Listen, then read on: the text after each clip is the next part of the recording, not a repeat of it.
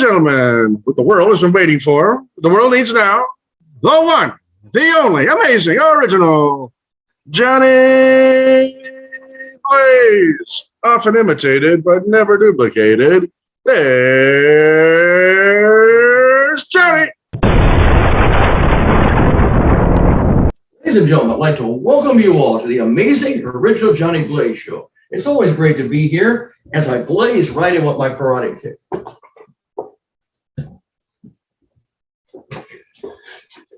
Let's have a blazing hot fun time. A mouse crawled into a bar one day and asked for a glass of beer. The bartender got confused and went to the back room to speak to the owner. Hey, there's a mouse here asking for a beer. Good, the owner replied. Charge him double. Rodents don't understand money. The bartender goes back and pours a beer for the mouse. That'll be $20. By the way, we don't get too many mice in here. No wonder, the mouse replied. With prices like that, I would not bring a stupid rat in here. Listen, gentlemen, if you've never had much luck with the ladies, don't be discouraged. Look at me. I never scored with any tens, but I did wake up between a pair of fives. Every night before he climbed into bed with his wife, a middle-aged husband would empty all the change from his pockets and place it in a glass jar. This went on for years. One evening, while climbing into bed, the husband noticed that the jar was filled with $100 bills. What is the meaning of this? Asked the husband. Well, replied the wife, not everyone is as cheap as you. Last winter, it was so cold, I actually saw a congressman walking around with his hands in his own pockets. We have a blazing hot fun show with a special guest. He is a multi-talented singer, songwriter, and guitarist. So please give a big warm welcome and say hello to the one and only John Dorsche. John Dorsche. Welcome to the amazing original Johnny Blaze Show. And John, you know, many people have stories in their life and they're very unique experiences. So give me a rundown. Tell me the John Dorsche story. How did you get started in entertainment and where are you from? Well, I'm from, my home right now is Rideau Ferry in Ontario, Canada. We're near the capital of Ottawa, which is southern Ontario and somewhere a little bit around the northern end of California and latitude sort of thing. So it's warm here in the summer. It can get pretty hot. We get really cold and lots of snow up here. So we have more time to write music in the winter, I think. So anyway, that's what we've been doing. This is my debut album I just put out. It's called Elevation. So we started a long time ago when I was about, well, I guess 8 years old. My mother and father decided that they were going to give me an accordion and lessons, and they wanted me to learn to play polkas and work my way through university to become a doctor. And it didn't quite work out that way. I ended up becoming a police officer who plays rock and roll guitar. But anyway, at about age of 12, I started to see friends of mine playing guitar and went to a friend's house and he was playing Maggie May on an acoustic guitar. And that's the first song I tried to play and completely blistered my fingers playing that A chord for the first time. But I was very determined. I wanted to do it again and begged my parents for an acoustic guitar. And I finally got one and I couldn't have any lessons till the spring because they were full. So I actually learned to play the wrong way, like Jimi Hendrix this way, but with the guitar actually strung normally. So it's upside down because I was looking at a book and I thought that was right. So anyway, we had to restart again. And when I started playing acoustic, my dear uncle, who always took me on these interesting life expanding experiences, you know, he says, my brother's in a touring band in Kingston, Ontario. That's where the famous Tragically Hip are from. And he goes, would you like to go to a rehearsal? I said, sure. Can I do that, Mom? And she, of course, let me do that. So I went to their rehearsal and they're like a full on rock band, like that plays Toto and Journey and all the famous songs from the 70s. I'd be probably like 12 years old, 1973 or 5 or something like that in there. Born in 60, yeah, it's 1975. So all the great music was coming out with Aerosmith and these guys were playing all that. And the singer was so gracious and put the real Les Paul on me. And I was trying to play bar chords with the band. And that's where the bug is. I was hooked forever after that. And this was your brother that you went with or your uncle, what did you say? My uncle it was my mother's sister's husband is who it was. That okay. uncle on the side, yeah. See, so you got addicted to it right there. Absolutely, I had to learn everything. So it's like there was the Beatles and there was there's Beach Boys, and so my mother had all these great albums like Elvis, and my father had Bach and all kinds of that kind of stuff. And Fiddler on the Roof was in the house, so I would put the albums on the turntable, like she would have, like, You Ain't Nothing But a Hound Dog, and I would put pennies on the album and try to weigh it down and slow it down. She had one of the older turntables. You could play it slower because some of the recordings were faster. So I was able to slow it down and then detune the guitar and then use my ear to try to match the notes I was hearing and learn by ear. Like a lot of it, I learned by ear at the start. That's how I just learned, More Than a Feeling and Stairway to Heaven. I learned them all by ear, one note at a time. Well, there's the new note. Okay, got it. There's the next note. And now it's a little easier with YouTube and tablature and all of that, and people are showing you, right? But so you're learning by ear. You're not having. There's no teaching. There's no formal teaching. You're learning by ear. I see. Exactly. So I had the musical background from teaching in high school. Like I had trumpet, so I was reading that music, and I had accordion music, but I never interfaced that to the guitar.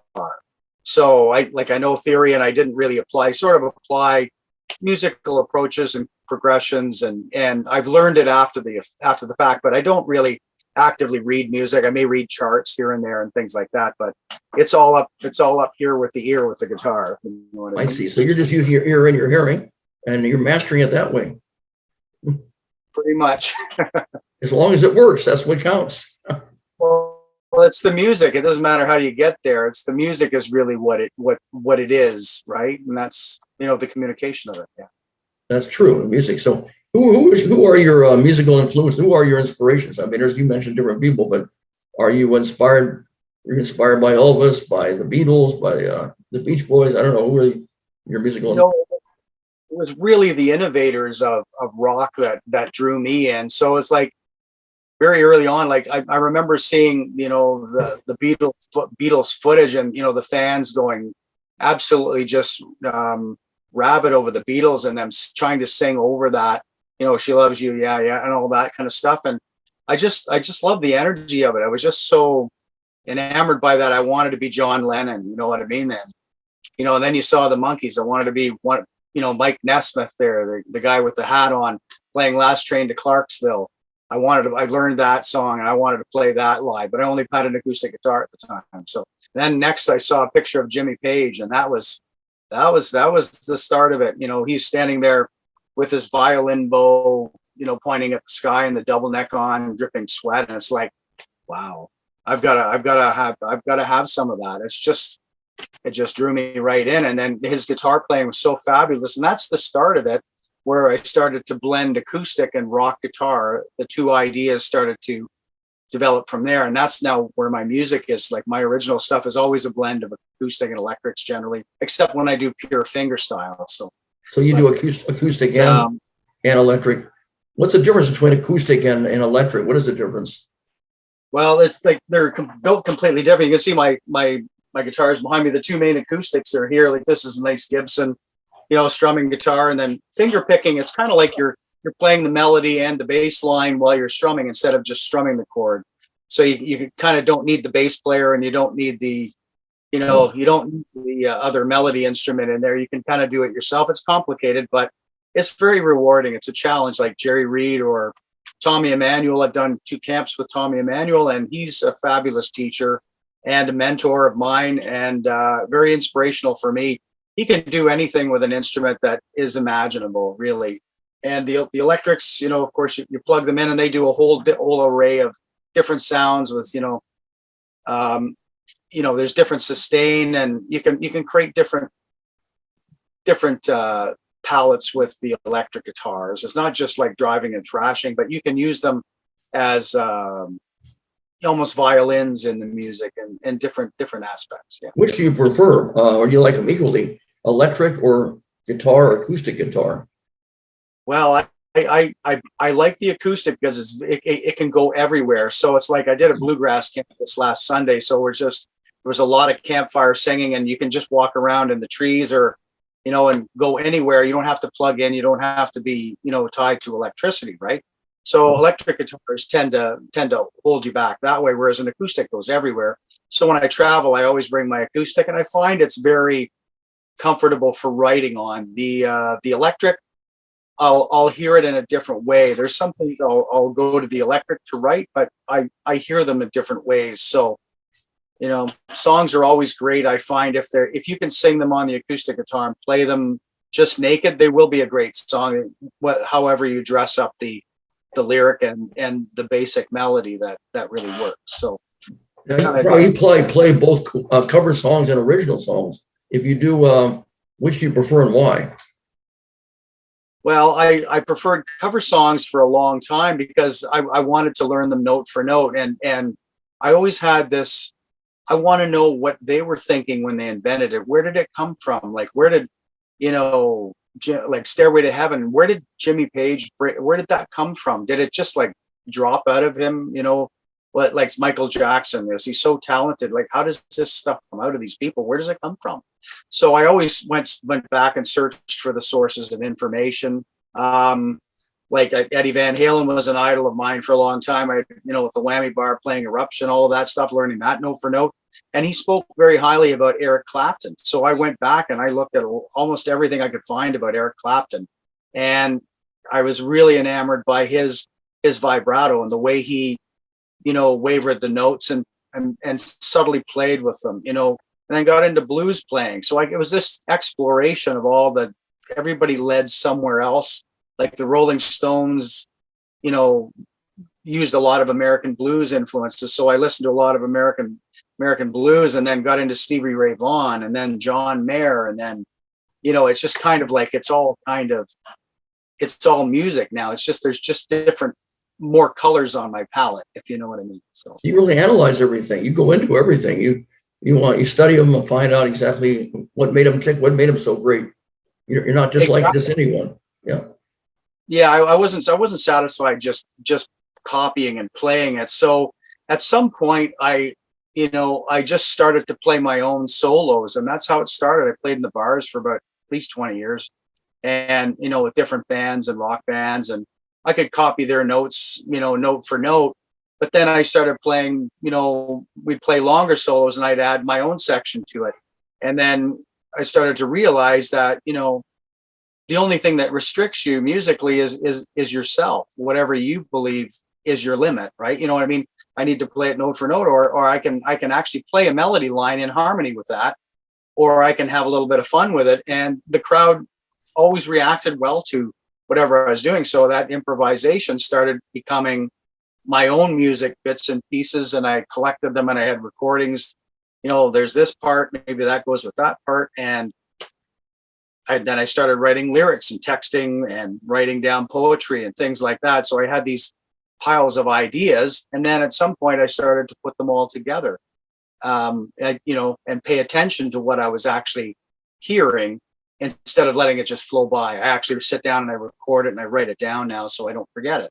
And that way I'm not missing all the great stuff that's flowing by. So, yeah. So what is your system and technique then for writing original songs? Do you have any special technique? Is it just something based on experiences, something that comes to you? Maybe it's music first, words first, or experiences, or just something that just comes? I don't know. What any particular?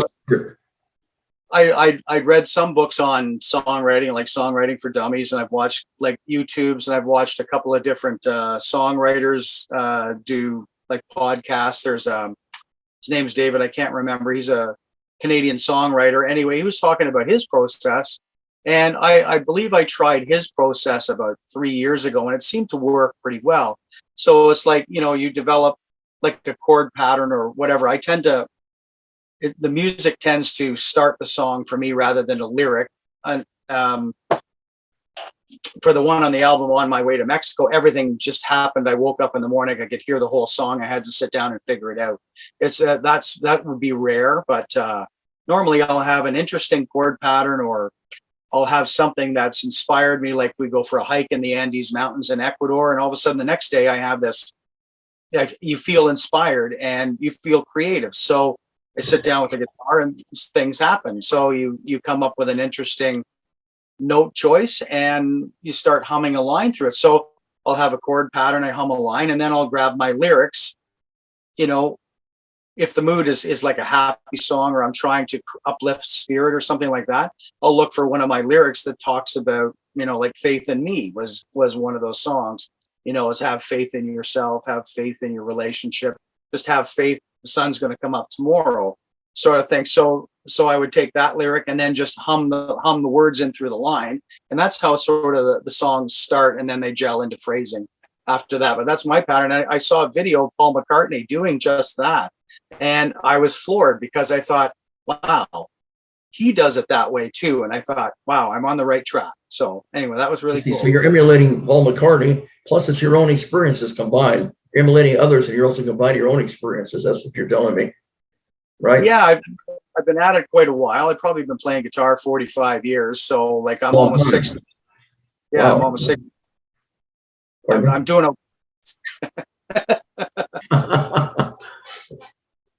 What did you say? I didn't hear the whole gist of that.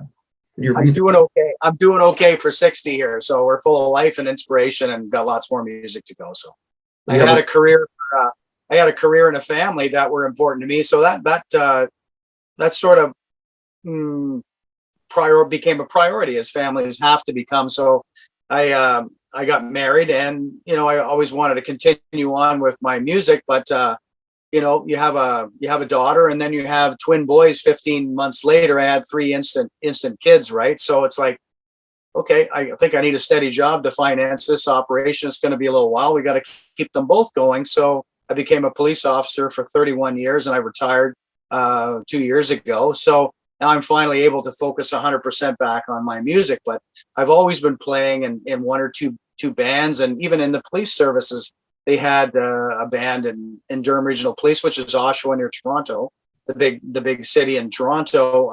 And we had a band called the Cruisers. So we were a uniformed police band, and we played rock and roll at all kinds of community events, and the public really liked it. And we were able to improve the police's image a little bit in the community, which was good. And people loved to donate when they saw us playing there. We were the best free band they could get for a community event, and people just donated. They just loved hearing the police officers sing and play music. So like John Cougar Mellencamp, you name it. We played everything from Van Halen to the Beach Boys. So wow, that's quite an experience. So you're able to support yourself and do entertainment at the same time as a policeman, and then eventually you retired, and now you're into doing what you really love.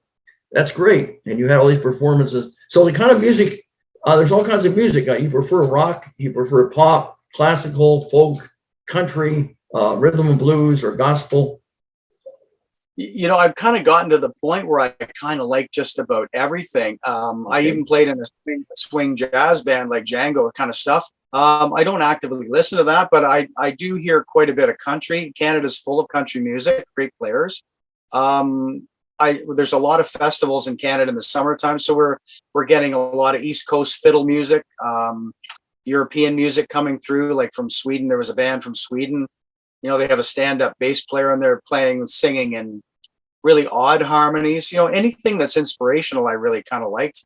I find jazz can be a little bit, you know, wandering a little bit much. I really like melody. So, you know, if a country singer or anybody like, you know, Chris Stapleton sings, whatever, I'll go and see him. He's a great musician.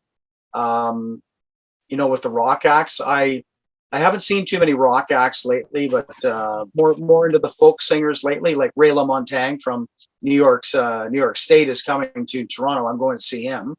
I like the Eagles. I like, you know, all kinds of stuff like that. I guess I probably softened a bit, you know, from the harder rock. But for me, hard rock was like Led Zeppelin. You know, when they called Led Zeppelin heavy metal, you know, it's a far cry from Metallica and all these, you know, thrash metal bands that developed, that took it way farther than that. But I was never into that kind of stuff. I was always into rock and you know, good guitar music, you know, good singing, you know, Tom Petty. Love Tom Petty. Love anything like that. So, well, you have a lot of you have a lot of different influences. Then a lot of people that motivate you, inspire you, not just any one person. From what you're telling me, yeah, inspiration comes from everywhere for me. It's like it doesn't have to be just music. It can be a walk in the woods, and I'll feel like playing music after that. I play with my wife actively, so we sing and play. We do all that kind of stuff together, which is really So your wife, how did you meet your wife? And your wife, I understand that your wife apparently also accompanies you on performing. And then what does she do in music? What does she do to accompany you? And what kind of instruments does she play? And does she sing? And what does she do? well, let me see, what doesn't she do? So anyway, so we actually, it's really, she was a dispatcher at the Ottawa Police Service for 32 years. So we first met, about probably when I first went to Ottawa in 2009. She was a radio trainer and I was an experienced police officer. I transferred there because my kids were going to university and colleges in the area. So I transferred police services to the Ottawa Police Service. She first trained me on a radio system. And then I didn't see her again, but she was actually my voice on the radio for about 5 years. She was my dispatcher. So I know her voice. I knew her voice intimately before we even had a relationship, just in the, they look out for you, they check on you, and they send help when you need it and that kind of thing. Right. So, but then she became a coordinator for all the extra construction pay duties and things like that the police get called for, school dances or whatever. So she would occasionally call me on the phone to ask me if I wanted to do those kind of things. And that's the only other time I really knew. I didn't even know what she looked like. I only met her once. Right. So it's a big organization of a couple of thousand people, and we all work shift work all over the place. So I was playing in two bands, and she introduced herself at one of my live performances, but we didn't know each other, worked in the police service at the time. It's just like she really liked my guitar playing. She loves live music and was actively going and seeing bands. So when she called me for the next pay duty, my picture came up on the computer and she goes, I know that guy. I just talked to him in the band. So the next time she called me, we struck up the conversation there. Well, you're the guitar player. And so anyway, so she came to the next show and we struck up a very quick friendship, and we got married, and it's life has been great. I found her singing when I'm practicing in harmony with me behind me after we were married. And it just developed out of that. With all the pandemic shutdowns, we were at the house. Well, let's sing and play our own music together. So we haven't been, more than 3 years singing and playing together, because we've been married now for 4 years. It's my second marriage, but it's just worked out like it's all just, it can't be coincidence. It's just probably meant to be, right? It was meant to be. You knew her beforehand from what you're telling me, and you just hit it off. You two have a lot in common, and you love, you care about each other. That's what it sounds like to me. That's right. And so she's my number one support system too. So she'll listen to my music and suggest, maybe you want to take a different take on the guitar, like Faith in Me, the single off the album. It just crossed 25,000 plays on Spotify, and I'm pretty stunned by that. I had no idea that was going to happen. So, which is really kind of cool. But it was her suggesting I redo the song, or revisit the song, because I wrote it as a power ballad from like a 70s style, and I wasn't satisfied with it. I didn't record it. And she goes, why don't you try your blues resonator guitar and put the slide on and make it sound swampy, a little more country-ish or something like that. And I thought, okay. So I just sat and I played with the guitar, and I developed a whole new melody, which is that song, and blended that with the rock guitar there. And she played a wonderful heartbeat, which is such a simple beat on the song. It's just a quarter note on the djembe. And the song has this mesmerizing appeal, and of these, it's just a series of inspirational messages, and it seems to be catching on. And it was because she asked me to, why don't you take a look at that song, because it didn't suit the power rock ballad, because it was like inspirational messages, have faith in yourself, that kind of thing. So she's giving you great suggestions. You're listening, and you're doing it, and it's working. Now, what is she? Does she sing or play any kind of instrument or along with you? She sings wonderful harmony with me. She's not classically trained or anything like that. She just uses her ear as well. And I'm pretty good at harmony after years of doing it. So we work together and develop our own harmonies. So we'll take songs, Dust in the Wind, and sing them in harmony and put our own spin on things like, Does she play any instruments at all along with that? She plays a djembe and just about everything you can shake, like percussion, a güero, all kinds of shakers, tambourine, and things like that. So she does all that while I play acoustic. So it sounds very full for a duet when we sing and play. You make a great team, both of you. It's pretty good. It's a good life. Fantastic. You're fortunate. You really are. It's not easy to find the right person, let alone something that has so much in common like you two. And you two hit it off, and it's working out well. It's like a beautiful song and a melody. It's working out so well. Life is really, really interesting how you just have to be, look at life as a series of lessons. It's easier to get through it if you look at life. What did you learn from that? Right. So, you had a first marriage and that one like crashed and burned and it wasn't a great thing. Right. So you kind of go, I'm never going to get married again. And all of a sudden you're married again and life is actually really great. So, just have to be open about life. Great. Her name is Danny, right? Isn't it? Yeah, Danielle, and Danielle? she likes to be called Danny. Oh, I see. Okay. Oh, it's Danielle formal, but Danny. Okay. I got you. Right, yeah. Okay, that's fantastic. Thanks for sharing that with me and our audience.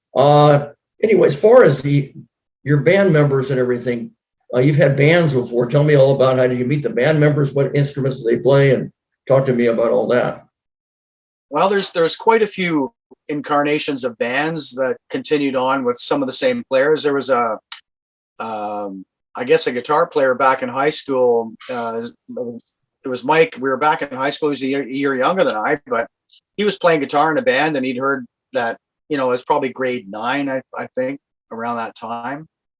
And he invited me to come and play guitar with their band. And there was a keyboard player there. Everybody was in high school. So we had a band called Amethyst. We had a keyboard player who sang. We had another guy that sang, and we did all kinds of pop songs like Eye of the Tiger and, you name it, Stairway to Heaven. We played all of that stuff. So I played guitar, and Mike decided he was going to play bass. So we played him on bass and me on guitar, and his brother played rhythm guitar, but eventually went and played drums. So I was playing with those two brothers, Chris and Mike, there for probably all the way through high school. And then he went to a country band and I went to college for a bit and ended up playing with another group of guys down near Toronto that are all musical. The musicians tend to find each other. It's just, you sit down and everybody seems to kind of be on the same wavelength. They like music. So of course you get invited to come for a jam and you end up playing music and playing all over Toronto. And then, you move back home for the summer, and then there's a group of guys here, they need a guitar player. So I join in and we end up playing a whole bunch of songs with that band and different players. And all of a sudden it's like you get a call from a guy in Brockville. Do you want to play some guitar with the band? Our keyboard player left and we're looking for something different. We want a lead player in the band that can play and sing. So that's me. So it kind of like, it's just everybody gets to know everybody in the community. And some of the bands went for quite a while. The one big band, Big Act, went for probably about 15 years. We played a lot of bar gigs. It was a really good lineup. We had a singer and Mike and myself and Chris on the bass. So that was probably one of the longest running bands. And then in another tribute band, it was the Tragically Hip tribute band called Totally Hip. The bass player was pretty much, that was Mike again, came back, but he has another band too as well. So the band dissolved. All the bands really dissolved coming into the pandemic. You couldn't play anywhere and you can't rehearse and you can't be around people and all of that. So it just made more sense for me to finally just go solo and do my own thing, because I'd been building all that stuff up for years. And, I'd had lots of songs I was intending to record, and I ended up, you couldn't go to a studio. So I actually built this whole studio. I built this studio. Took me a year to build it. Yeah, I built that and I recorded my whole album here, and I played all the instruments on the album. I played all the bass, I did all the drums, all the guitar work, and a lot of singing. Well, you're multi-talented. You build a studio, you play you make up the songs, you play all the instruments. I learned you have to rely on yourself, because you can't rely on anybody else. Everybody eventually doesn't come through. You know what I mean? Like even, there's people have lives and they have their priorities, right? So, well, and I want to get my album done. I actually have to do it myself. It's the old saying, the helping hand you're looking for is at the end of your own arm, right? Okay, you're doing it yourself. You're independent, and you have a lot to be proud of, John. That's great. That really is something. Yeah. It's working. It's working good. You know what I mean? I haven't had an easy go of it here, but every break I've had, I made my own break. So, and I think that's the best way to go. You know what I mean? You have a bit of honor in the process. You're independent. Anyway, what would you describe? Would you tell me about your best experience as a singer songwriter? Your best, and also a time that your worst, where you tried so hard nothing seemed to work, and you want to forget about it, but you can still remember how bad it was. Can you tell me, describe any of those? Well, the worst one is like, when you put a lot of effort into, a show. I was playing with a 3-piece band, and I think the name of the band was Pretty Ugly, is a kind of a funny name. And it wasn't so long that I wasn't the lead singer. It was maybe about a year. I was doing all the vocals on front and playing guitar, and that's a pretty busy gig when you're singing and doing all the front stuff, and you're the guitar player and playing all the leads in a 3-piece band. So we booked a show in Gananoque, and it's like absolutely nobody came out. Like you could blow a cannonball through the town, and it's like, you go all that way and you put all that effort into play there, and it's just disheartening, right? So it's like, it's not anybody's fault other than everybody else had something else to do. It's like, whatever. You can't take things like that personally, but they're disheartening sometimes, and I don't think that's the worst. So like when I was doing this project here, I'd actually hired at 2 different times drummers to drum for me on the project, because I wanted independent drumming, because I don't consider myself the best drummer. But even when a person agrees to $25 an hour and they're committed, and 4 or 5 months goes by and they haven't hit a stick on a drum, you have to pull the plug on that kind of a commitment. You know what I mean? And you move to the next person, and then they failed again. So it's like, at the end of it, I'm just going to have to play all the drums myself, because nobody can seem to do it for me. You know what I mean? So those are really disheartening. It's like roadblocks that you have to overcome. But if you listen to the album, I think I did that, and it feels good that I was able to get around those problems, even though it's not like they're not tragedies, but they're just obstacles that you have to work through, right? Right. The pandemic, you have to get around that. So anyway, any performance where you tried your best to make it successful, and for some reason, it's called Murphy's Law. If anything can go wrong, it can, and it will, and nothing went right. And if it did, talk to me about that and describe your experience. Well, I can't say I've had a really terrible show. Well, okay. Well, other than embarrassment, I'm not going to name the singer, but the singer became so drunk in the performance, like he was just, taking their clothes off. You just want to kind of that's it. I'm done with this band. This guy's an alcoholic. I'm done. So, you know what I mean? Like, and it's embarrassing, you're part of a band and the crowd sees your singers just trashed, and somebody should be taking them home. But,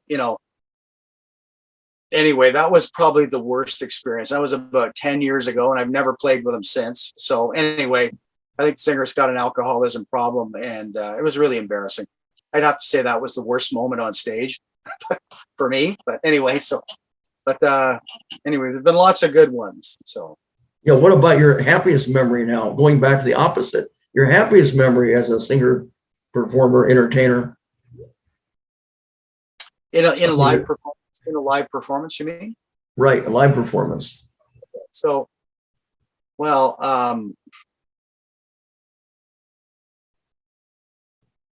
it's probably the larger shows. Like, there's been lots of really good stuff that's happened.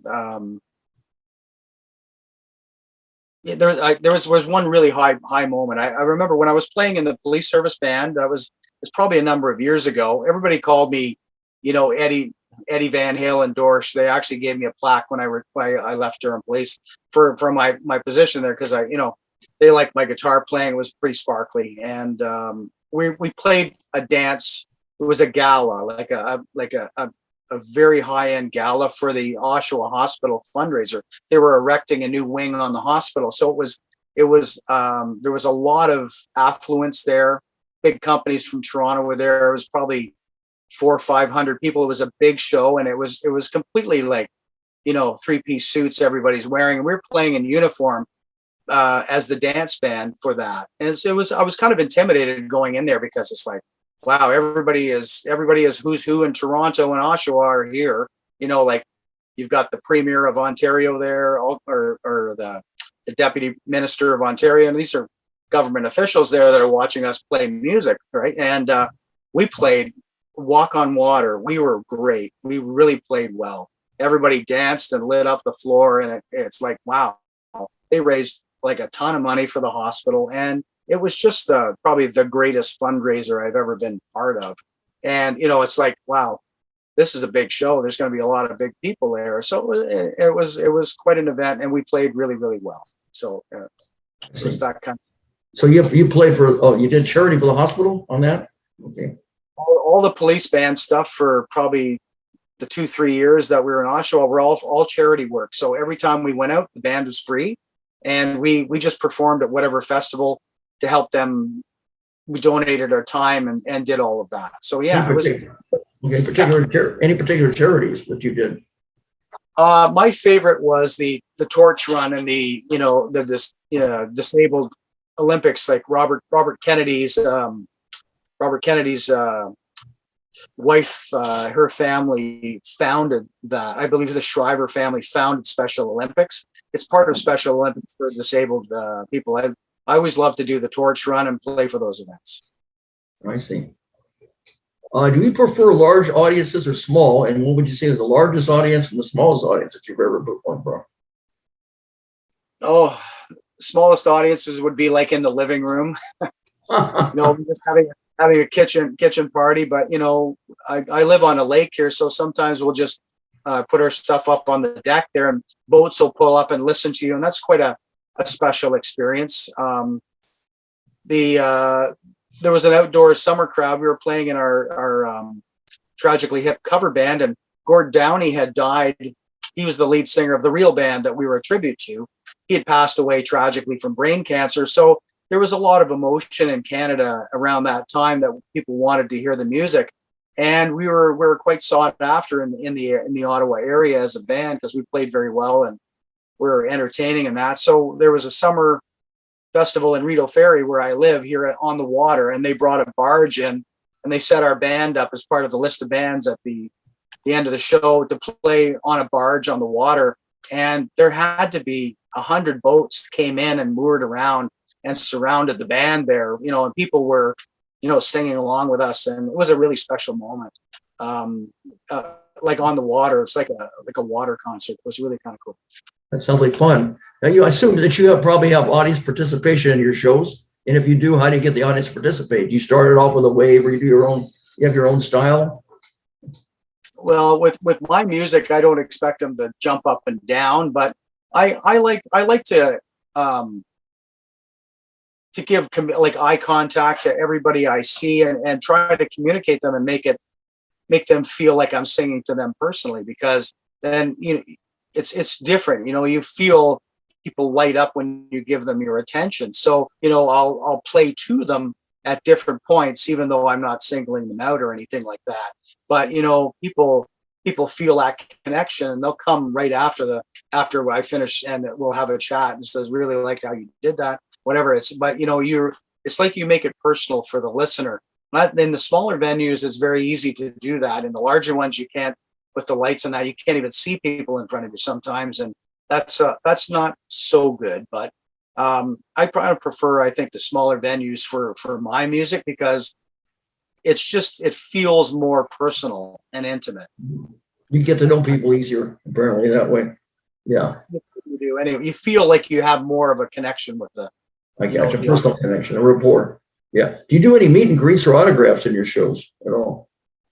Well, I don't know if anybody wants my autograph, but anyways, I absolutely. I always stick around afterwards, and I always talk to everybody that wants to talk. There's some musicians don't like to do any of that.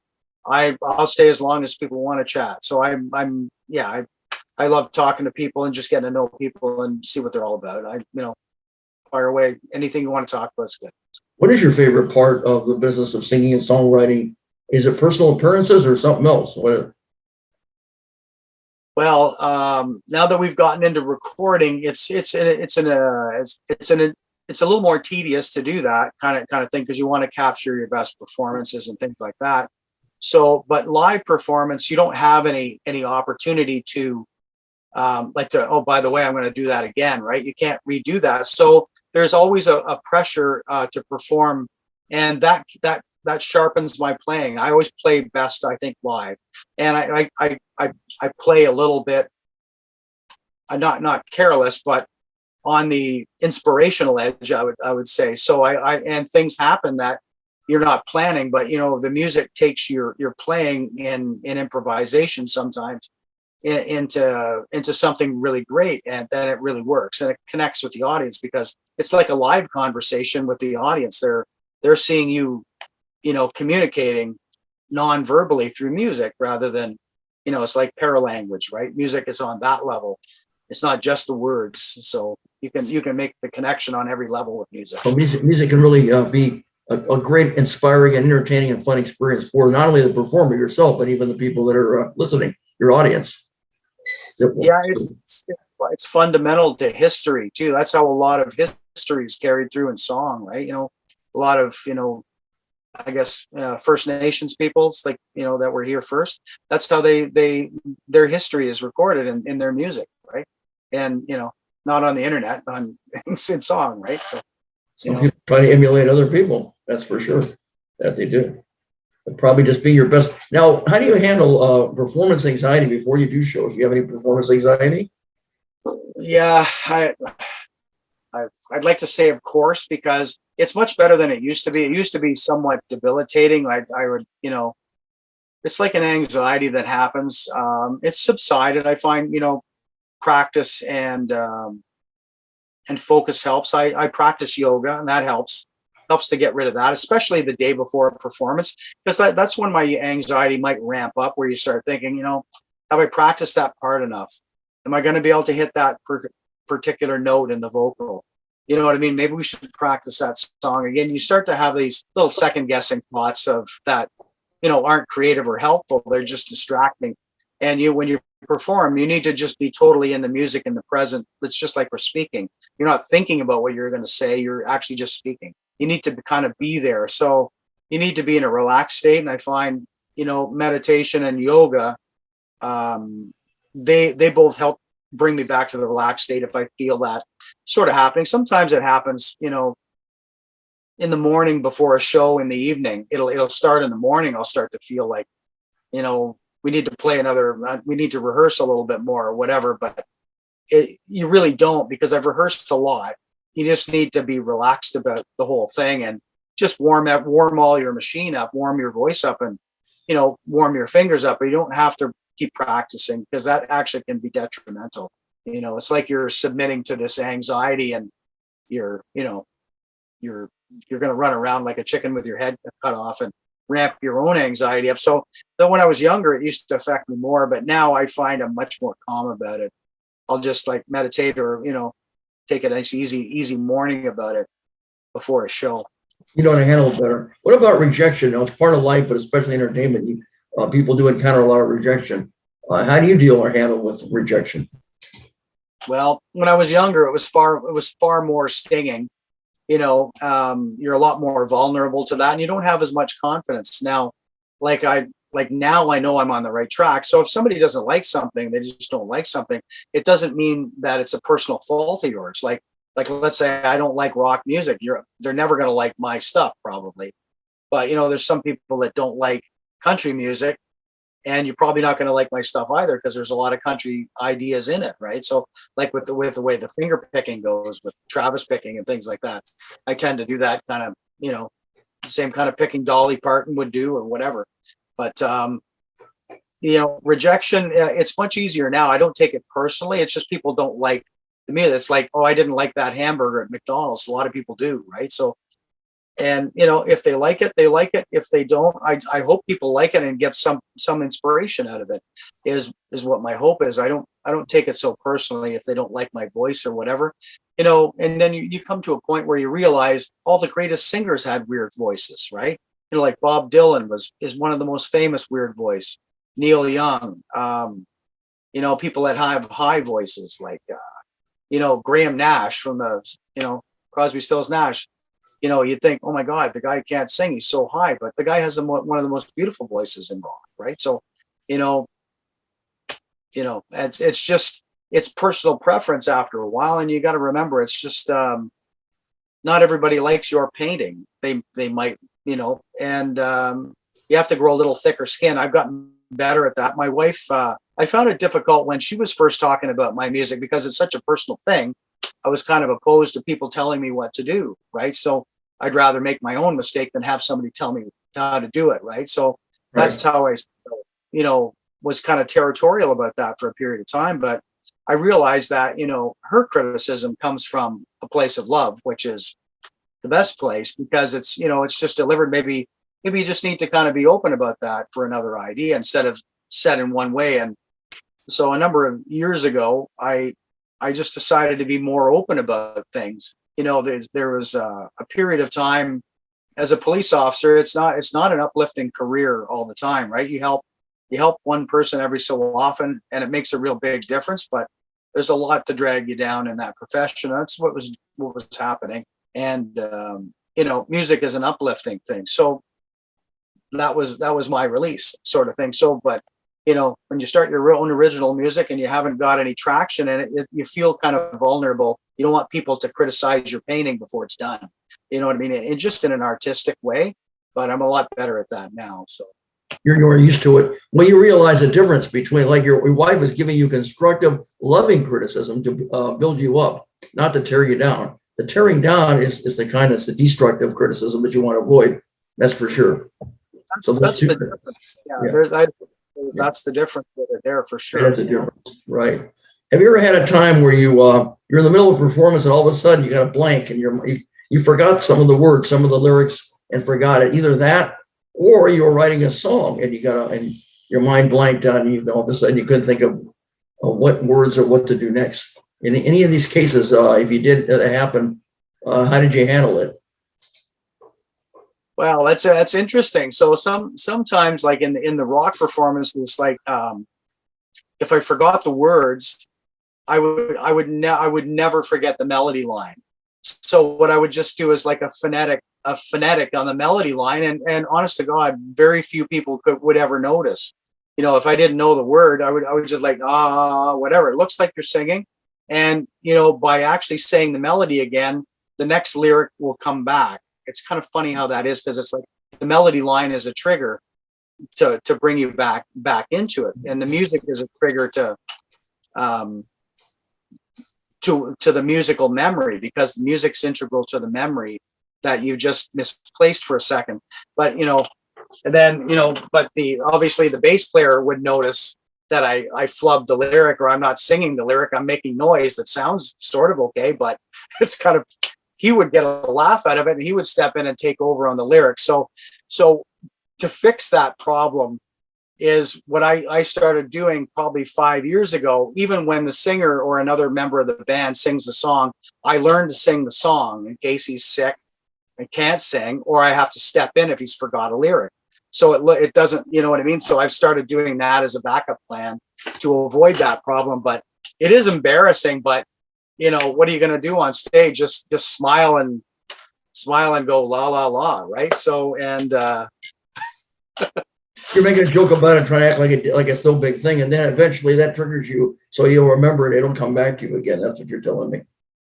Yeah, when you hit usually the next change, when the song changes a little bit, at that point it triggers the memory for me anyway. So I have a really good musical memory. Sometimes if something's going to fail, it'll be the lyric that I'll change a few words or something like that. So. And when you're writing a song, what if all of a sudden you get a writer's block and you just can't think of what next to do? You're trying so hard. You're very trying to come up with something unique and different for your song, but for some reason your mind's blanking on you. So what do you do about doing that? It sort of gets a little foggy sometimes. Like I have an idea it's like I'll be sitting here and it's like there's a lyric idea. I can almost hear it in my mind. It's like it's just kind of foggy. And as soon as that happens, it's kind of frustrating. I've learned you can't push that it just kind of pushes it away. So what I know will happen is it will come back, and I don't know exactly when it's going to come back, but I know if I push it, it won't come back. So I've learned that you'll just lose it, and you'll just lose the feeling of that inspirational spark. So what happens is I just leave it there, and it's almost like you feel a tingle in the back of your neck when that's happening. It's really odd. So, the next morning you'll get up at breakfast, and I'll be sitting down at the table, and it'll be like all of a sudden the tingle starts, and there's the memory. It just comes back the next day, or it'll come back in the middle of the night when I come to go to the bathroom, or of all weirdness. So you know what I mean? You go into the bathroom, flip the light on. It's like, oh, that's that lyric I was trying to search for. And so you got to quick write it down when you're asleep. But anyway, that's so happened. when you're not thinking about it and trying so hard, that's usually what happens. It's like the song, it's all coming back to me now. It'll come back when you least expect it. If you try too hard, you're trying all right, very trying, and it just doesn't work. But when you're not trying so hard, it's not as important. All of a sudden, oh yeah, I remember that's what I was gonna. It just comes to you. That makes sense. I find just being like in a calm, inspirational state is the best way for those ideas to come and flow. I find travel. We like to travel in the winter. It gets very cold in Canada in the winter, so we picked a number of destinations that we like to go to. We spent 3 months in Mexico this last winter and 3 months in Guatemala, and we had a fabulous time. It's lots of great music and great food. And I find just the experience of travel is inspirational. I bring my guitar with me, and I bring a recorder with me, so I can jot my ideas down all the time. And some of the Latin rhythms have inspired my music too, as well. If you listen to the song "On My Way to Mexico," there's a bit of that in there. So inspiration comes from everywhere, and I have my tools now with me to capture it. Well, that you mentioned travel, I was just going to mention what's your traveling experiences in performing, and what are your favorite venues of them all? Where have you been, and what are your favorite venues? Well, I haven't performed out in Canada outside of, Ontario and Quebec is where the places I've been. I haven't been out west or anything like that, more local in the province of Ontario and on the Quebec side. They're very French in Quebec over there, but they love their music in Quebec side. But we've been to Ecuador, and we performed in Cuenca. My wife and I were in Cuenca 2 years ago in Ecuador, and we just went to a pub there to have dinner and have a beer, right? And the owner was saying they were advertising they had entertainment on the weekend and we would be around. And so we said, well, who's the entertainment on the weekend? He says, well, they actually canceled on me, so I don't have anybody. And we ended up in a conversation. Well, we play in Canada, so he rented us a PA system when we performed for that bar at that time to a crowd. It was great. So I guess one show in Ecuador doesn't really qualify as a tour, but anyway, there was that. And then Mexico, we played in several places in Mexico. Just we're at whatever resort or place we happen to be at. They find out soon that I can sing and play, and everybody wants music. So we'll play at the next garden party. I don't charge money or anything like that, but everybody has a great time. There could be 20, 50 people there, and these are our singers from Canada. So Great. Just having fun traveling and picking up inspiration that way. What about touring? What about actual touring? Have you done any touring or? Only with the rock bands across Ontario. A number of years ago, the touring is really only for like the A bands, and most of us were working part-time. So you're playing in your local bar area. So we're not really, touring across Canada. Now that I'm retired, I'm able to do that. If that happens with this album, I'm looking for an agent that'll help, support booking across Canada and maybe into the US would be kind of nice. But it hasn't happened just yet. I just dropped the album on July 14th. So we're, starting to make a case for it. You know what I mean? Now, about Elevation, right? That's right. Yeah. Right. Okay. Fantastic. That's a way of elevating you and your fans, right? That's the plan. That's the plan. Everybody gets a little bit of a lift at the show, right? So that's great. So many other places now. There's such a thing. I wonder if you've ever done any open mics. Have you ever done any? You've done bars, open mics. I guess have you also performed You ever perform any cruise ships at all, or done any corporate events? Not cruise ships, corporate events, yes. Though that gala would have been corporate events. There was lots of them when I was in the police band. So like you know, every entity, there would be Big Brothers or, whatever corporate entity that was, into charity work, we would end up playing for them for sure. So that was all over Ontario. And we would go all the way down to Windsor for different corporate events. There'd be large, I guess, not like a trade fair. It's not like a trade fair, but it'd be like a big home show or something like that, like a charity home show with a donation kind of a thing. So we would be all over Ontario with that band, some work in the military as well. So we would play for, military people that were on leave and things like that.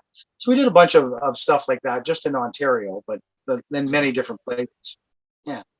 Did you ever enter any talent competitions at all, or did you enter any music competitions or festivals at all? And if so, did you win any awards?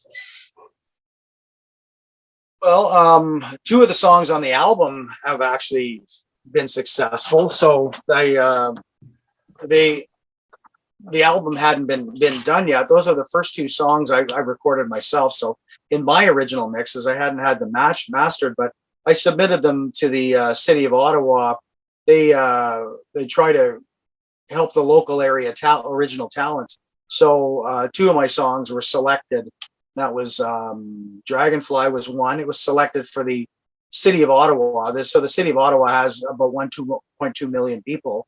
So it's a large enough city. It's the capital of Canada. So if you called the city and you were placed on hold, my song would be one of the 30 songs or so that would play as you're on hold, waiting for somebody, for the city to come. So that would be for, so you get some local promotion that way. And then the other song was selected for City Sound. So if you were walking down one of the, or in one of the city buildings, it would be, my song would be played for about a minute of it. Save Just One More Life would be playing. That's this year. It's playing this year in one of the elevators or wherever. So you'll hear snippets of original local area music coming across there. So it's an inspirational song about, can we just save one more person from killing themselves? We have to stop the suicide thing. You need to live for another day. That was kind of what the song was about. What was the name of that song? Live for Another Day? Save Just One More Life. It's on the album. Really? Save One More Life. That's great. That's a very positive, inspirational concept. It's true. There's too much violence and negative in the world. We need to lift people up and inspire them, not to tear them down and bring them down and cause violence. That's for sure. A little bit more. We need some more, and we need more empathy and a little more. It's like Jackie DeShannon years ago, a long time ago, and she sang this on the Terry Lewis Telethon, MDA, but it was very popular. What the world needs now is love, sweet love. I remember Jerry Lewis Telethon. Right, that was great. That's true. But that's still, even though it was important in that day, it's still important more than ever now. That's right. Very, very important. So yeah, we need more love. There's plenty of hate in the business. Too much of the negative. We need the positive. That's what's great about entertainment and singing and performing is you lift people up, you inspire and lift people up and love what you're doing. And it's fantastic. The artist like yourself, and it's also great for the audience. Look at Taylor Swift. How well she's doing now. There's a lot of Swiftites. I love Taylor Swift. Taylor Swift is an amazing artist. I knew very little about her. Her documentary is fabulous. I had a vocal coach a few years back, and so she drew me to Taylor Swift and wanted me to watch how she sang and played and just did solo acoustic guitar. I had no idea that she did that. I thought there was, she's a pop superstar machine with 100 people helping her or whatever. She is a force of nature. She is a songwriter and an absolutely fabulous entertainer. And she hasn't. Very creative, very talented, very beautiful. Yes, she is. Some songs, We'll Never Get Back Together, Romeo and Juliet. The players are going to play. Haters going to hate. Shake it off. Phenomenal. Really she's a great singer, comes up with great melodies, which is why I like her playing. Like she can just sing and play and just put that together really well. And that always amazed me. So Another great one is Dolly Parton. That lady's been around for a long time. She's phenomenal. yeah, yeah, it's a great songwriter. You know, I will always love you. You know, and then, you know, what a great tune, right? Yeah, her and the Islands of the Stream. They did the duet with Kenny Rogers before he passed. They did that song. Of course, she's done so many of them. Dolly Parton, 9 to 5. That other one. That was a great movie. I remember that. I remember going to the show and seeing that. I saw the movie too. That was great. Yeah, I like the song. And the other one, Jolene. That's another one that she did. It was very popular. Jolene's a great tune. Yeah, Ray LaMontagne just did a version. It's been covered a lot. Actually, it's a great song. Oh yeah, there's so many. In the past, there was people like Linda Ronstadt. There was Crystal Gale. There's so many. John Denver was a great country and western singer, very positive and inspirational. Like her and Poco were the field team for the Eagles, right? You know what I mean? Like there's a whole, San Francisco was great. Traveled to San Francisco, and so much great music came out of there. A lot of great music. Tony Bennett, I mean, he lived 96 years, but he was something. I mean, signature song, I Left My Heart in San Francisco, and that was on Ed Sullivan's show in 1964. And even when he had his Alzheimer's at the end, he was very smiley and very positive. He was singing duets with Lady Gaga. He was singing Cold Outside and amongst other ones. Lady Gaga said that Tony Bennett saved her life because he convinced her to keep on going straight ahead and don't give up on your music. She was about ready to give up. Yeah. Lady Gaga is an amazing talent too, as well. Yeah. Like Gaga's fantastic. She's a force of nature as well. So. Oh yeah. So there's a lot of great talents. Unfortunately, some of the greatest ones are not around anymore. Tina Turner was another one that passed. And Whitney Houston, I mean, the people wrapped up with the drugs. They were genius entertainers, but the drugs brought them down. Or Elvis Presley, or even Michael Jackson. So that's the problem. They get too addicted, some of these people. And then it doesn't get any better. It gets worse. And eventually. The mind gets really clouded, and, inspiration disappears, right? So. Right. Oh yeah. It doesn't matter how much. You could be worth millions of dollars, but if you don't have your health, it doesn't mean a thing. Ideally, you have both. You have money and your health. But if you're healthy, you're wealthy, because you're not going to buy your health back if your health's down the drain. That's for sure. So that's important. Even though take care of yourself. I'm in good health. I take care of myself. We walk all the time. So I always, when we eat healthy, I'm not in restaurants all the time, things like that. We practice yoga and stretching and, keep our bodies well. And, I don't drink. That's my choice. It keeps my mind absolutely clear, and I can get up in the morning. When I was younger, been there, done that. So it's like, I grew out of that. I'm good now. So, John, you're doing the right things. You're exercising, you're keeping your mind and body healthy. You're active, and your attitude is really positive, and you have had some very interesting experiences. That's for sure, and continue to do. Well, we used to say when I was in policing, if it wasn't for alcohol, police officers would be all out of business. You know what I mean? It was such a terrible thing to see what alcohol does to the world. You get to see it in spades when you're a police officer. Like it's just like it's involved in everything you do, just about. So anyway. Have you ever met or performed with celebrities at all in your career? As a matter of fact, yes. This guy here, there's a picture of myself, and if you can see that, that's Tommy Emmanuel from Australia. Oh, fabulous guitar player. That's me. I have about an extra 25 pounds on me. I lost weight. This was back in 2016 or 17. So you're on the left. You're on the left, right? Yeah, you can see I'm a little heavier there, right? So I see. Okay, and then he's on the right. Okay. So I went down to his guitar camp, and he lives in Nashville, and he's got a number of albums out. And he's a world-class guitar player, travels all over the world all the time. And so I got to have dinner with him several times, and he commented actually on Fort Hemlock, which is on my Elevation album. He loved the tune, and encouraged me to keep writing fingerstyle music. And because that's important to him, he's an inspiration of mine. And he has unbelievable technique and musicality, even though he doesn't read music. but he's also an entertainer, which is so important. Like when you make music and you write it and you record it and you play it, you know, and you hear it, that's one thing, but it's another thing when you're performing in front of a crowd, it's entertainment now. So you have to take your music to that next level of interaction and entertainment. And that's what I learned from him. Like, and he is another force of nature. Like, he's unbelievable. Like the strength of his hands and what he can do with a guitar is unbelievable. So how exactly did you meet? What set the stage for you to meet him? Well, that's a little bit of a story. Well, I was searching. I was trying to learn how to play fingerstyle about around 2010, around that time, and I was trying to play things like "Dust in the Wind" and "Going to California" by Led Zeppelin. I wanted to play more acoustic and try to do that, but I wasn't playing it correctly with my fingers.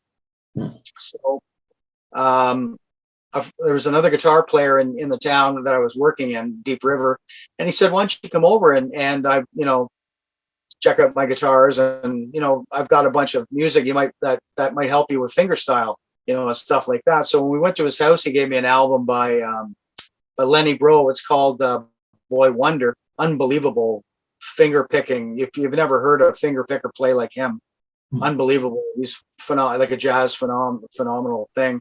And then he goes, "Have you ever heard of Tommy Emmanuel?" And I had no idea who he's talking about. He's like, he calls him the wizard from Australia. So he put on a YouTube video of Tommy Emmanuel playing a song, Classical Gas, done by Mason Williams. It's like an orchestra song, but he played it on acoustic, and he was playing it. It was unbelievable. Like, it's like he's playing this classical passage, but it's so upfront and intricate, and he's just all over the neck of the guitar and entertaining as well. It's funny to watch him. He's so entertaining and engaging. And at one point he's playing rhythms in and around the music and hitting his head on the microphone, and it's all in rhythm. And you're going, I don't, wow. Like he's such a great player. Plus he's an entertainer at the same time. And I thought, maybe I'll be able to do a little bit of that someday. So I painstakingly learned how to play the song, not as well as he plays it, of course. But if it wasn't about 2 years later, he plays in Quebec City, which is about a 5-hour drive from where I am here. It's doable. So I went and saw him in Montreal, and I was playing jazz at the time, and he was with a jazz band. So I thought, I'm going to go see what this is all about. And I was inspired to see him, and I got backstage meet and greet passes to see him. And so I took my guitar down there and for him to sign it, hopefully meet him.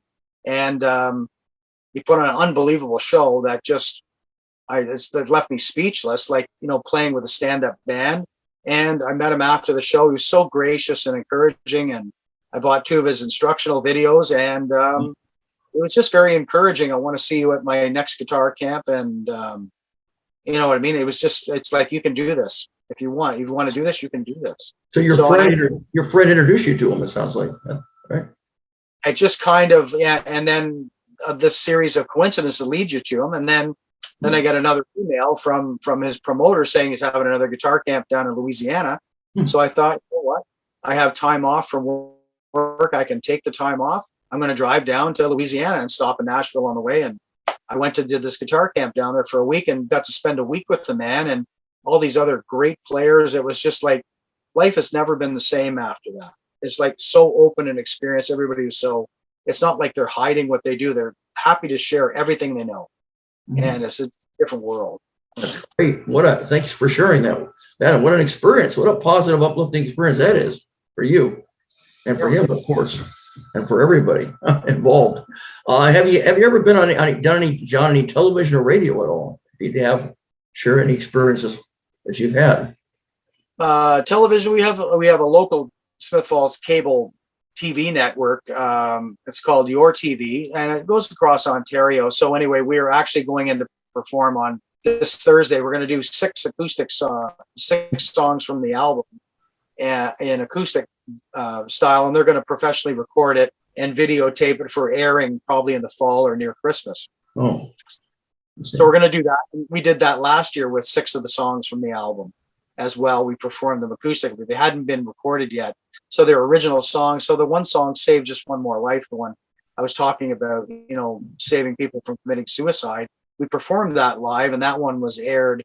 And there's a link to that performance in the video of us performing, my wife and I, on my website, johndorschmusic.com. You can see it. Oh, so you're going to do this. You haven't done it yet. You're going to do television, right? That's right. Yeah. So we had a run there last year, and now we've got another one this week coming up. They're going to record it. How about any radio show? Have you ever done a radio show at all?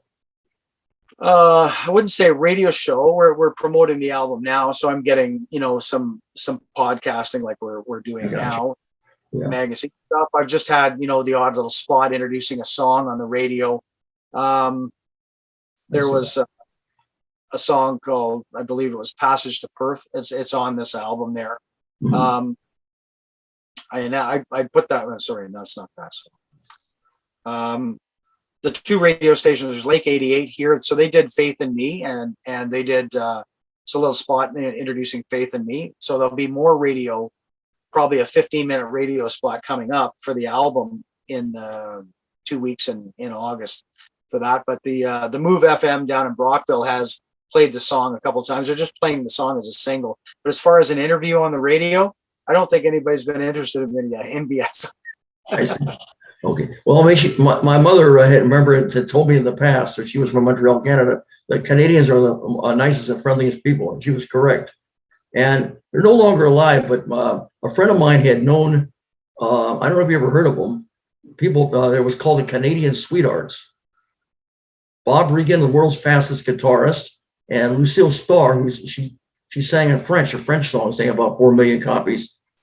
And I remember seeing it at the Hollywood Bowl that time. They were playing songs like I'm leaving it up to you.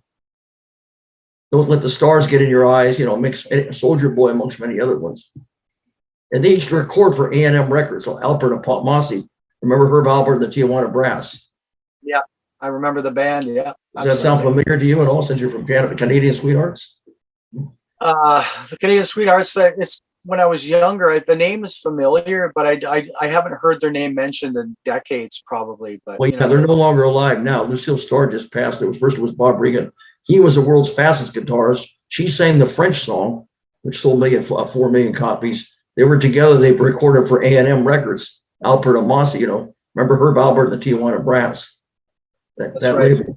Right. I just thought, I know it's been a long time ago, but since you're from Canada, though, maybe you might have heard of them. I thought I'd bring them up. Yeah. I don't recall them, but we had Tommy Hunter. When I was very little, I actually met Tommy Hunter, and he was a famous, singer like Anne Murray, right? There's a Tommy Hunter. He had a show on television as a young boy. I met him. I just remembered this now. There, I had a friend. He passed away when he was 21 from brain cancer. But it was at a time we were probably only both about 12 years old. So we would go into his basement. He could play drums, and I would use his brother's guitar and try to pretend to play guitar. That was at the time when I was just starting to play guitar. We were listening to all this great 70s music. Anyway, I went to go for a sleepover at his house, and my mother dropped me off to go in. It was a Friday night. We were going to listen to music and call into the radio station and ask to hear music, because that's what everybody did. We would have our own little dance in the basement, and some girls would come over and we drink some Coca-Cola and listen to some rock music on a Saturday night. So when we pulled up, my mom said, "That's a really interesting bus." There was a big tour bus out front of the house, and I didn't know what that meant. I had no idea. It looked like a big bus that you travel in, right? So when I went in the house, there was a man singing in the living room, and he's a big man. That's Tommy Hunter. I'd only remember seeing him on TV, and I walked in the door, and he stopped and he said, "Come on in and have a seat." And he led me right over to sit right in front of him, in front of the fireplace. And he was my friend's mother's brother. Oh. And he just stopped in. He was on tour across Canada, stopped in the tour bus, and he was singing a song. So it's like I walk in the door, and all of a sudden Tommy Hunter invites me to sit in front of him. I didn't know what to say. I didn't know whether to cry or walk or what. You know what I mean? You're just kind of like, the impact is like, wow, So you were so excited, so inspired, you didn't know what to say. It sounds like you were speechless. right? And he was singing and playing guitar, and that's another one of those I think I want to play guitar moments. John, what is a typical day as a singer and songwriter? Can you give me a rundown of what's the typical day? Well, today, I probably got up a little bit late at about eight. I like to get up early because I like to be up during the day now. You know what I mean? After working years of shift work, I lived in the night, and I don't want to do that anymore. So I like the daytime. Oh. So we had breakfast, and about 11 o'clock, my wife and I decided we're going to play some music. So we sat and we played music for about an hour and a little bit in the living room. Played some of the new music for the album because we have a show coming up and other shows coming up, and just it's nice to keep rehearsed and working through the songs. And so we did that, and then a friend stopped by that had moved down to Mexico. He happened to be visiting his family here, so we came out, and so we went out on the, had out on the deck and had a wonderful meal on the deck. And this evening I did some of my promotional material. I have to fill out a couple of things here for different interviews, and it's like a marketing grant I'm applying for. So I was doing that this evening, and then I'm here with you. So that's kind of like the life of the artist today. So well, Michael Stover set this up, and I want to recognize Michael Stover for having set up this great interview with you. That's for sure. Yeah, Michael's been great. He's been a godsend, actually. So I had no idea a guy like him existed. But anyway, he does. How'd you meet Michael? I know he's from Pennsylvania. I know. Where how'd you meet Michael? Actually, there's another artist that isn't too far from here. He lives about an hour away, and we kind of.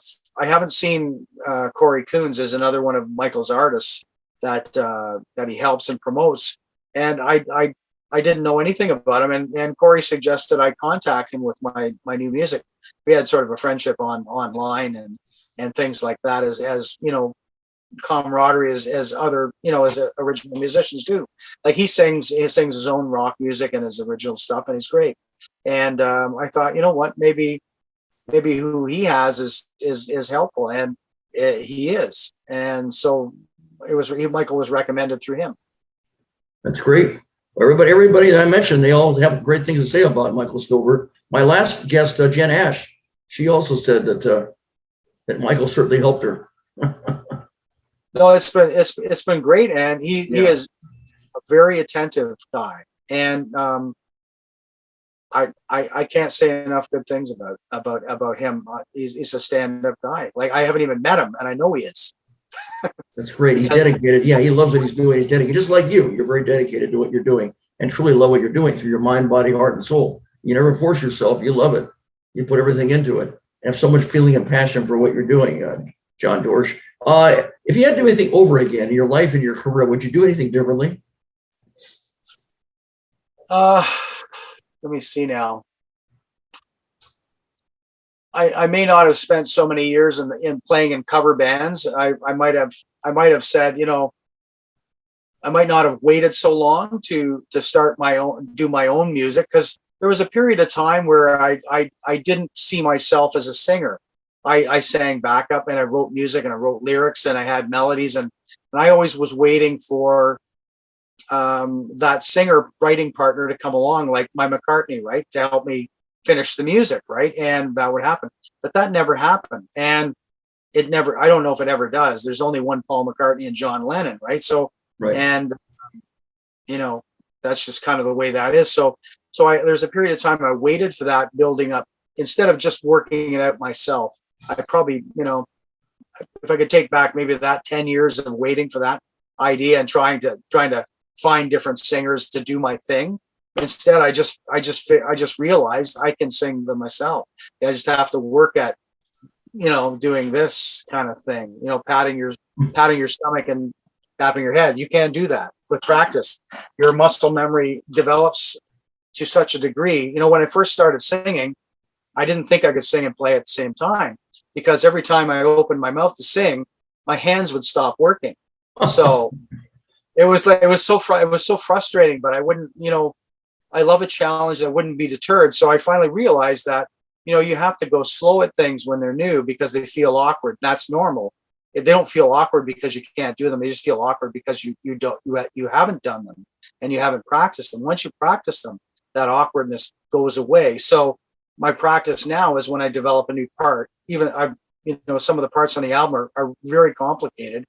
And I never could see myself years ago playing them and singing them at the same time, but I can do all that. And you just have to create the muscle memory in your hands, and they will work without having to think about them.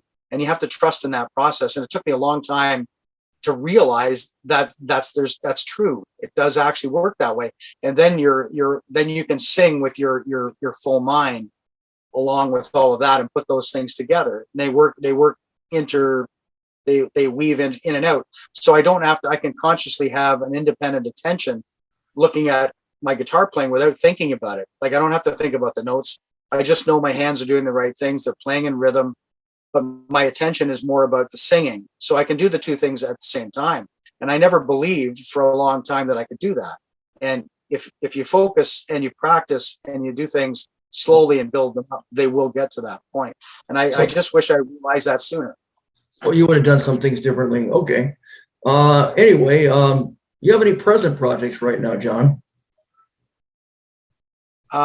It's just active promotion of the Elevation album. We've released the single, so we're gearing up for the performances of that. I now have it's about an hour and a half showcase of my original music, so I can go to different festivals and things like that.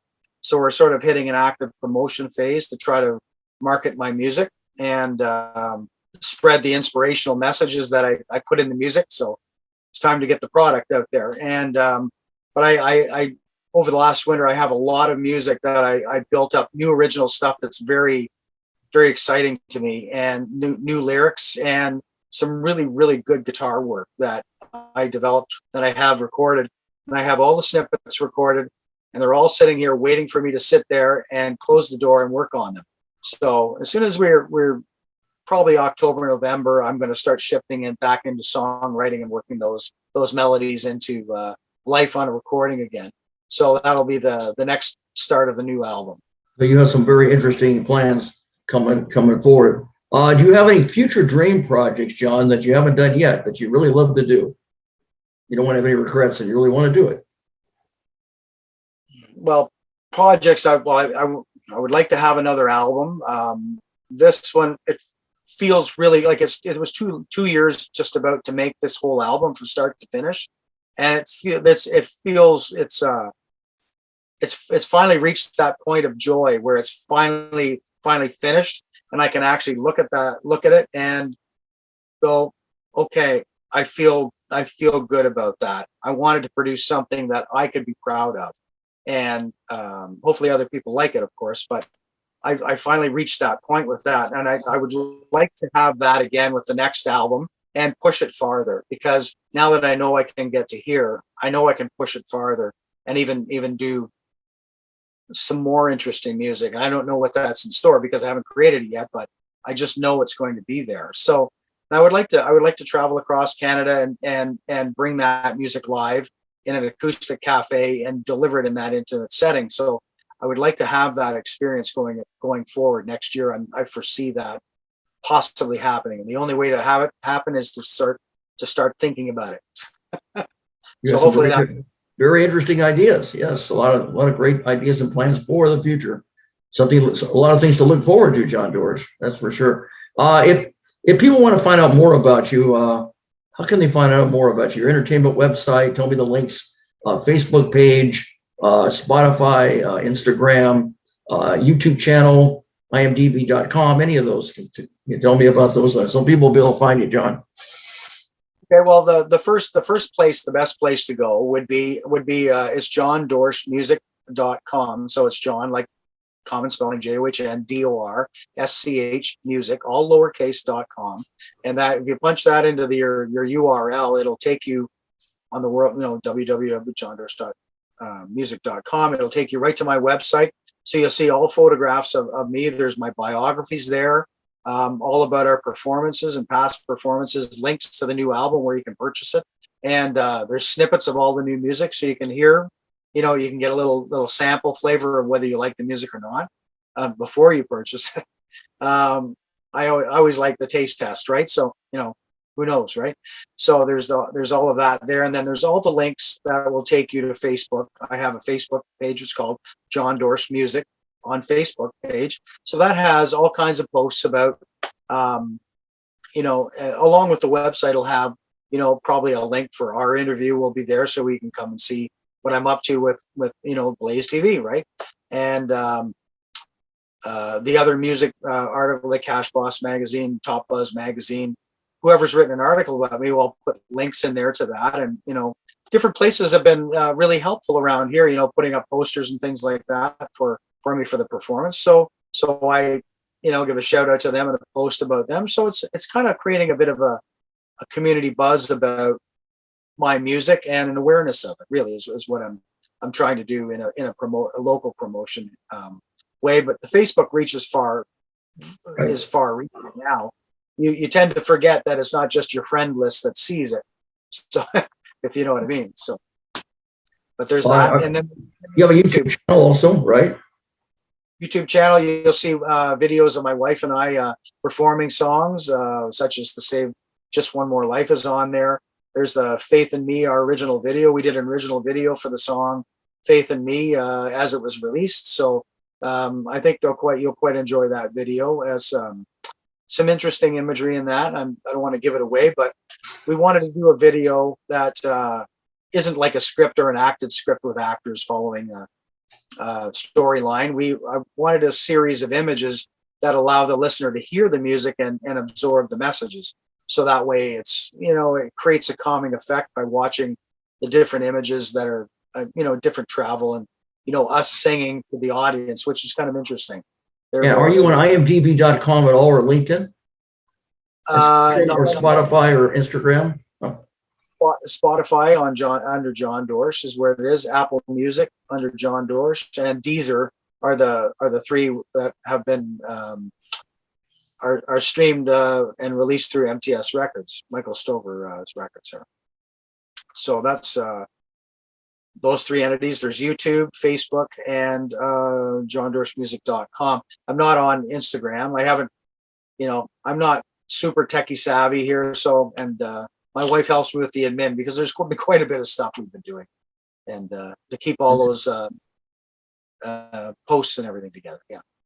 Well, you have a lot of things to look forward to, John Dorsche. You have had and continue to have a blazing and amazing life and career as a singer and songwriter, and it continues to get better. We have a treat instead of a treatment for all our fans and friends out here. Here's a time that I'm sure people have all been waiting for, John.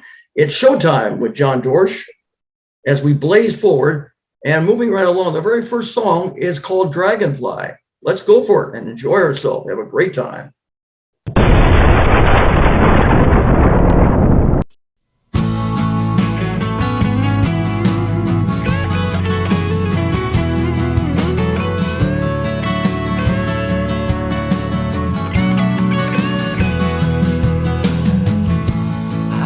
Say goodbye, dragonfly. Please tell me why your eyes dazzle but never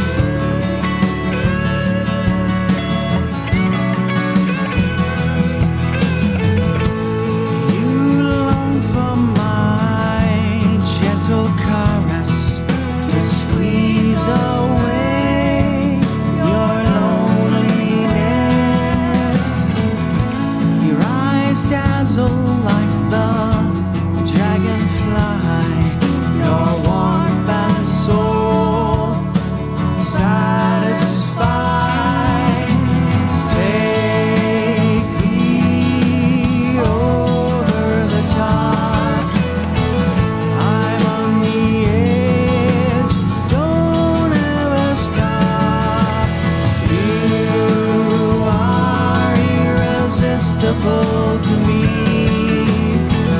But you need our love to be free.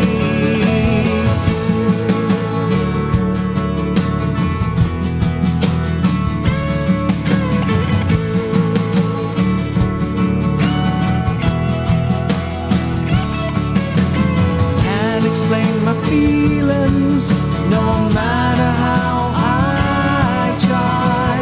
I can't say goodbye. Dragonfly, I can't explain my feelings, no matter how I try. Can't say goodbye. Dragonfly, I can't say goodbye. Dragonfly.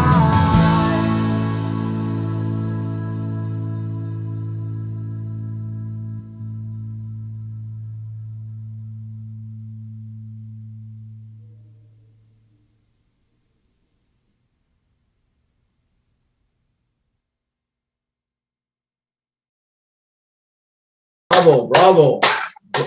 Dragonfly. That's an original song from your latest album, Elevation, John.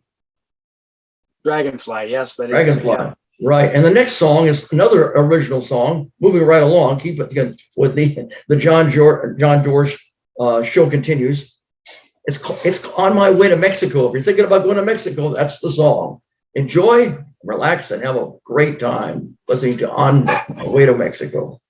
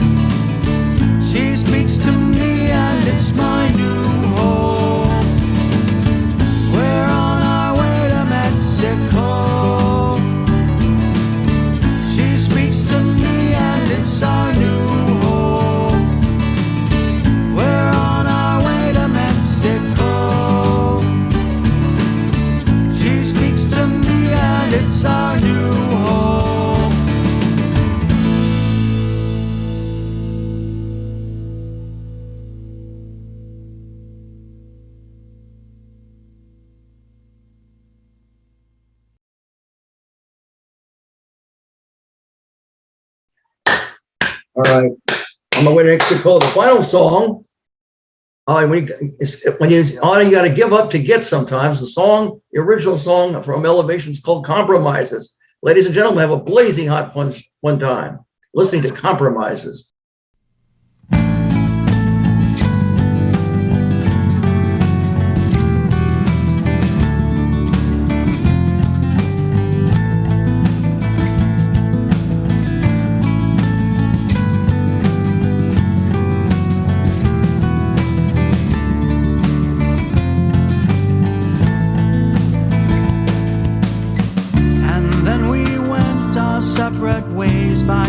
To meet again someday, moving past all the pain, looking forward to the life we gain. I thought that I was getting there. Where do we go from here? Why compromise to a life of empty promises? The promises are only lies.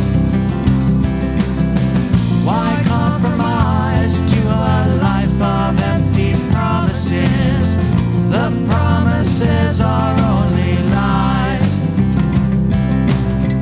There have been times that I needed to speak my mind. Instead, I run and hide. Sometimes I can't put thoughts to words. The meaning gets lost and leaves us hurt. Why compromise to a life of empty promises? The promises are only lies. Why compromise to a life of empty promises? The promises are only lies. Why compromise to a life of empty promises? The promises are only lies. Why compromise to a life of empty promises? The promises are only lies. I've traveled the world in search of you. Many places that I've been, we have both passed through. No longer lost, we now are one, forever together. Our future's bright as the sun. Why compromise to a life of empty promises? The promises are only lies. Why compromise to a life of empty promises? The promises are only lies. Why compromise to a life of empty promises? The promises are only lies. Why compromise to a life of empty promises? The promises are only lies.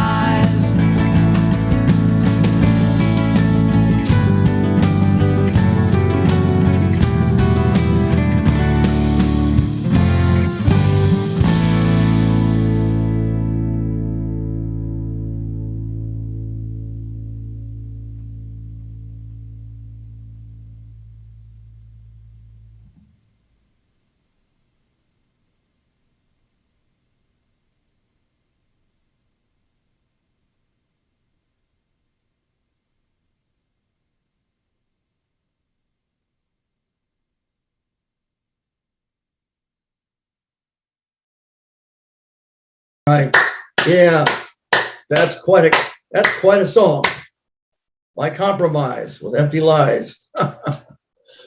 Anyway, John, that's the end. That comes to the end of Show John with John Dorsche right there. And as we get ready to wrap up the show and close the show, I just want to thank you, John Dorsche, for being such a great, entertaining, and fun and inspirational guest. I've enjoyed having you on the show, the Amazing Rachel Johnny Blaze Show. Oh, you're most welcome. That I very much appreciate your help here. And then it's great. It's just great to talk about music with you. I really enjoyed that. Well, I'm really glad. I'm glad. It's a very positive feeling. It's a very uplifting and inspirational and a wonderful feeling for an artist like yourself to share all your experiences in this business.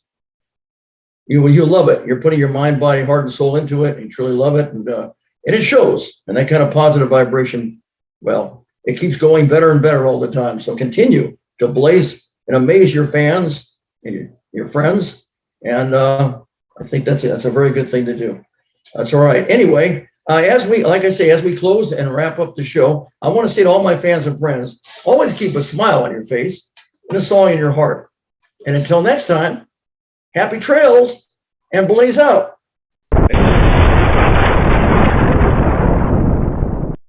Ladies and gentlemen, if you would like to be a guest on an entertainment talk show, please send us an email at amazingoriginalJBshow@gmail.com. All of our episodes will appear on YouTube and Facebook and receive over 3,000 views. Don't forget to sign up for our YouTube channel, and every guest will receive a complimentary DVD of their appearance on the show. Remember, we are much better than a podcast. And now, the amazing, original Johnny Blaze has just left the building. Good night. God bless.